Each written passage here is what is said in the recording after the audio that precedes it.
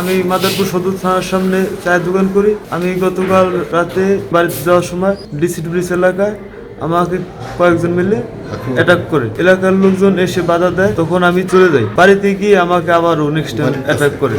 টিয়া মাথা মোড় নামক একটা জায়গা আছে আমাদের বাড়ির কাছে, ওইখানে আমাকে আবারও নেক্সট টাইম অ্যাটাক করে। এখানে 4-5 জন মিলে আমাকে মারধর করে, দা বটি দিয়ে চাইনিজ স্ক্রল দিয়ে খুব দেয় আমাকে। সোহান ফকির, ইমরান ফকির, রায়হান ফকির, রিফাত ফকির। দোকানের পাশে আমার ছেলে দাঁড়ায় রয়েছে, দোকান বন্ধ করে আসার সময় আমার ছেলের চোখে একটু লাইট মারছে পর আমার ছেলে বলছে কি যে লাইট মারেন, লাইটটা মিহি মারে, এই লাইট মারবো তুই কী করবি লাইট মারলে? একে পাট থেকে জোতা উঠে আমার ছেলের গাল পিছা মারা ধরছে।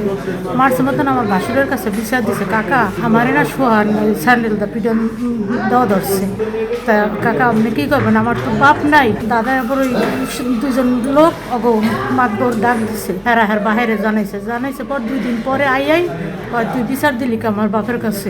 কইছে মতো তোর এখন জুতাদা পিটাইলে তোর ঠেকাই পুকুর। একয়া দোকানের শাটারটা ফালাইয়ে ওরে বাস লইয়া মনে করেন 2টা বাড়ি দিছে আমার ছেলেরে। বাড়ি দেওয়ার পর আমার ছেলে আবার লাঠি লইছে, লাঠি লওয়ার পর মানে মানুষজন সবাই আইসা সে সারাইছে।